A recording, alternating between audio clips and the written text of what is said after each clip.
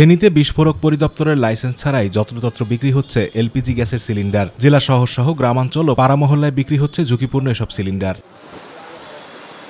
স্থানীয় ক্রেতারা জানান, ঝুঁকিপূর্ণ জেনেই গ্যাস লাইন না থাকায় বাধ্য হয়ে এই এলপিজি সিলিন্ডার ব্যবহার করতে হচ্ছে তাদের। সর্বসাধারণের সুবিধার্থে ব্যবসায়ীদের জন্য লাইসেন্সের বিষয়টা বাধ্যতামূলক করার দাবিও জানান তারা।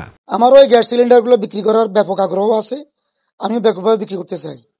তো এই ক্ষেত্রে লাইসেন্সিং সংশ্লিষ্ট কর্তৃপক্ষগুলোর সহযোগিতা কামনা করি। অন্যদিকে বিক্রেতারা বলছেন, নতুন বাসাবাড়িতে গ্যাস সংযোগ না থাকায় সাধারণ মানুষের সুবিধার্থে সিলিন্ডার রাখছেন তারা। তবে ঝুঁকির বিষয়টিও স্বীকার করলেন তারা। সরকার থেকে যদি আমাদেরকে কোনো লাইসেন্স প্রদান করা হয় অবশ্যই আমরা সাধুবাদ জানাই এবং আমরা নিতে বাধ্য।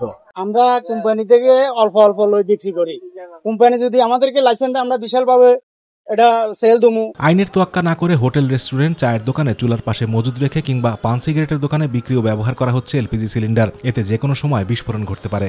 লার্কির অসুবিধা এগুলা বাধ্যতামূলক করতে হয়। তো আমরা চাই সবার সুবিধার্থে এটার একটা লাইসেন্সের ব্যবস্থা করে দেওয়া হবে। সিলিন্ডারগুলো বেশিরভাগ কিচেনের ভিতরে থাকে, ওরা এগুলা হয়তো অনেক সময় অন অফ করার সময় গ্যাসটা লিকেজ হয়, এটা বড় ধরনের ঝুঁকি। ফেনী ফায়ার সার্ভিস স্টেশনের উপসহকারী পরিচালক বললেন, জেলার বিভিন্ন হাট বাজারে যত্রতত্র দাহ্য পদার্থ বোঝাই সিলিন্ডার বিক্রি হচ্ছে, যা ঝুঁকিপূর্ণ। আমরা যে সমস্ত ব্যবসায়িক প্রতিষ্ঠানে বিভিন্ন অগ্নি নিরাপত্তা ব্যবস্থা রাখে না, আমরা সেগুলি পরিদর্শন করছি এবং তাদেরকে আমরা সুপারিশ দিচ্ছি। অতিরিক্ত জেলা প্রশাসক জানান, বিস্ফোরক পরিদপ্তরের লাইসেন্স ছাড়া যত্রতত্র সিলিন্ডার গ্যাস বিক্রি রোধে নিয়মিত ভ্রাম্যমাণ আদালত পরিচালনা করা হচ্ছে।